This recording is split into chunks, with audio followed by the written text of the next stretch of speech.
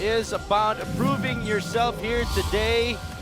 And Meralco and NLEX trying to do so. Ito naman po ang ating 10 manlalaro na magsisimula ang ating laban.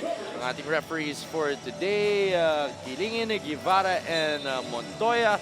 Those are the 3 men officiating our afternoon delights. Well, for Meralco, a change in the starting lineups.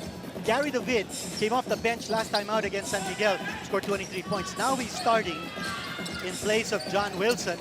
At sa NLEX naman, dalawang pagbabago nila sa kanilang starting lineup. Madanli's not going to be able to play.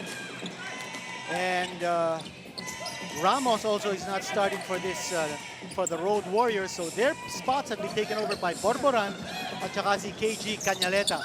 It's a very tall lineup that NLEX has on the floor right now. And of course, this quarter is brought to you by Motolite. For express atid service, call 370-6686. And Meralco with a fresh 24 sa ating shot clock. Both teams missing on their first attempts. Hodge. Binigay kay Emmett. Sa labas. Missing there. Rebound for Canaleta. Well, interesting that si Ando is not starting here for Meralco. The scouting report is he's got high basketball IQ and he's a pure point guard. Yun. But at the same time, he can light it up from the outside. So they want to use him as an alternate or a sub para kay Mike Cortez. He will be coming off the bench para sa Meralco. And first points of the game, courtesy of Andre Emmett. 2-0 now in favor of the Bolts. Nice entry pass that time. No dribble for Emmett. And I think that's how Meralco will want to play this game.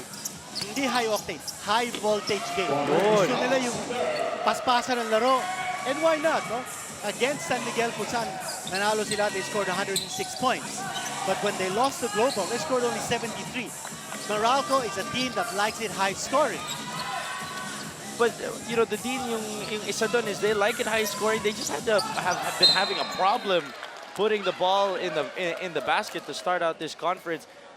Where do they get that heading into this game? Is that one of those things na kailangan mo lang ng isang breakout game tapos tuloy-tuloy na yung opensa mo? Well, I think so. I think tumaas yung kanilang level of confidence, especially in that big win against San Miguel, because that sort of tested, that pushed them to the limit. Umabot na sa overtime period yun. But I think they drew a lot of offense from the bench. Ray Guevara contributing double figures in that game. Ganun din si Gary David. And I think beyond the import, si Emmett, I think they also drew tremendous numbers from Hodge at si Hugnatan. Those two guys hit 62% of their shots in the last victory of Meralco over San Miguel Beer. As Gary David heads on into 2 free throws. Pasok yung una. Let's head on in now to your Dean's List. The Dean, what's going on? Well, for Meralco, ang unang punto natin sa ating Dean's List is they got to be aggressive going to the rim. And I say this because against San Miguel, they hit 54% from the floor. That means they got a lot of shots close to the basket. They went for high percentage shooting and they got a lot of shots to fall inside. That means going aggressive to the rim. Remember, points in the paint in that game, they were plus 22 against San Miguel. Pangalawa yung high voltage game na pinag-uusapan natin, no? Because this team likes to score in transition. 15-6 ang advantage nila in transition points against San Miguel in the game that they won. Then thirdly, because Coach Norman Black is a defense-oriented coach, he wants to hold NLEX down to 40% field goal shooting or below. I think that should be their yardstick, and that should be their target for this game. It's usually, you know, the usual teams from Coach Norman Black na nakikita natin. High percentage shots on the inside and great defense anchoring that one. Here comes Kwame Alexander para sa NLEX Road Warriors. You know, interesting that Alexander, last time out against Pure Foods, hit 60% from the floor at 25 points and 26 rebounds, 4 out of 5 for 3-point distance. At para napansin natin in that game, they really weren't running too many plays for him. Yeah. How was he able to get 25 points and 26 rebounds, hitting 60% from the floor? I think you'll see a lot of plays being run for this guy now. Gets the first free throw to go. At nakasama nga namin siya nung Sports 360 nung Sunday. And he's actually a really funny guy. He's a really funny guy. 2 for 2 for Kwame.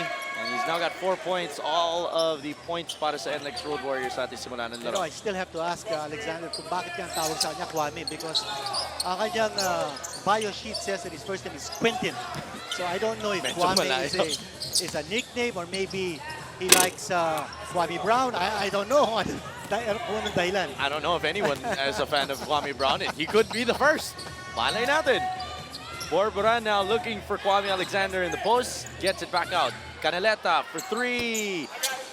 Rebound para kay Emmett. And on the other end, the Dean, what would you want to see? What's on the Dean's list for the NLEX Road Warriors? Well, for NLEX, because they've got a lot of size. At kita-kita natin dito, Coach Boyd Fernandez going with size in the starting lineup. You've got Borboran, who's got length. You've got Cuneta, who's got length. And then you have Asi, you have Alexander. Those guys are all big guys. And I think what they should do is to pack the paint. Make sure that Meralco doesn't get those easy chance baskets close to the rim. I think the second thing is they need more output from Alexander. And number 3, I think they need more output from the bench. And of course, that 3-point shot a while ago is brought to you by PLDT Home T-Volution. Turn your ordinary TV into an internet TV. Ito na naman ang Meralco back on the offensive. Splitting the defenders. Great pass, Reynel Hugnatan. Mintis nga lang. Cuneta sa kabila. Pumoste. Umikot. Off the glass. Wala. Rebound para kay Asi. And Asi missing as well. Both teams having their chances to score inside. Kanina si Hugnatan, I think it's better. He's better off attacking from the post area and then making that quick spin rather than attacking from the outside and putting the ball on the floor. Meralco still up 7-4. Shade under 7 minutes remaining. Jonas, Mintisyon, rebound para kay Coolcat. Cortez, binigay kay Cliff Hodge, spinning. Tumama sa ilalim ng board. At balik na naman itong NLEX. Both teams off and running right now. Switch. Sa poste na ngayon si Alexander. Borboran. Book those 2 points. Nice inside pass. You've got Borboran. He's got that length, plus the ability to be able to penetrate the lane to score from medium range. Gary D. And this, rebound para kay Emmett. And fresh 24 na naman para sa Meralco. Off the glass, no. Another offensive rebound. Halfway done with our first period. Jonas Villanueva tatawag po ng ating unang timeout. It is 7-6 in favor of Meralco. 5 points already para kay Andre Emmett. 4 for Kwame Alexander. So ang ating mga imports leading the way for both teams. Alexander in the post. Kontra kay Emmett. Moving away. Fading, missing, and Hugnatan with the rebound. No second chance opportunity that time for NLEX. Asi Taulava now sitting down on the bench. Pinalitan siya ni Enrico Villanueva. Now Asi gives him that second chance opportunity dimension. I think that's what Enrico has to do as well. Emmett missing. And Emmett with another offensive rebound. Tatapatan tong dalawang imports natin. Emmett, beautiful move! Nice slashing move there by Emmett, going one-on-one. He really is known for his scoring, Dean, and it's exactly what we're seeing right now. Alexander, Renusco, able to get the put back in. You're seeing a lot more aggressiveness on his part, going for the basket. See Alexander now with 6 points. And that's exactly what you were saying a while ago, the Dean, nung huli, hindi natin nakita yung mga plays para sa kanya, pero nagawa niya ng paraan. We're seeing it now that the plays are going through him. As Cliff Hodge scores there. Yung sinasabi natin about Cliff Hodge, that this guy can hit it from the outside, but he's a guy who likes to be able to get inside, close to the basket. We did say, last time out for Meralco, Hugnatan and Hodge combining for 62% from the floor, and both of them scoring in double figures. So that's big. If you're Meralco, you know that you're going to get a lot of points from Emmett, but if you get also substantial contributions from your locals, malaking bagay yun. Yes. James Sena comes in. Right now, let's head on over to Miss Erica Padilla. Let's talk about Andre Emmett. He admitted that he may be a scoring machine, but nothing beats being able to involve his teammates na nakita nga natin nung huling laro. He also shared that he appreciates the effort of Gary David, relieving the pressure as David also is able to produce for the team. And with that duo, Cliff Hodge is also able to squeeze himself in as a defensive agent that completes their effectivity, and hopefully makatulong daw ito para magtuloy-tuloy na ang kanilang panalo. Balik sa inyo. Thank you, Erica. And then you add in there as well the Dean ang pagpasok ni Seiya Ando's three-pointer right there is brought to you by PLDT Home Evolution. Turn your ordinary TV into an internet TV. Ando will be rifled in a little bit later on in this game as Sena rejected by Enrico. Sena tries again, rebound for Hodge, and foul called on Canaleta. Two fouls now, and that's going to be a problem.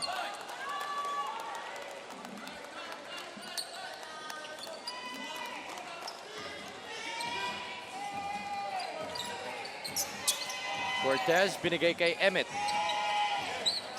Emmett for three. Book that one, and that three-point shot is brought to you by PLDT Home Evolution. Turn your ordinary TV into an internet TV. 10 points now for Andre Emmett. Pangalawang three-point shot na yan ni Emmett. Remember this guy, he played for the Memphis Grizzlies and New Jersey Nets in the NBA. Had a nice chance talking with him before this game, and Alexander, oh, what a drive and a slammer! Yung aggressiveness, no? Ibang-iba ngayon. Pinapakita ni Alexander. He's not just a guy who can hit it from the outside. He can move inside and power. 14-13 now is the score. Interesting, we heard the huddle, the Dean, and yun nga, Coach Norman pointing out right away na hindi pinipigilan ng Meralco yung galaw ni Kwame Alexander. Wow! Or talk about running plays for Alexander.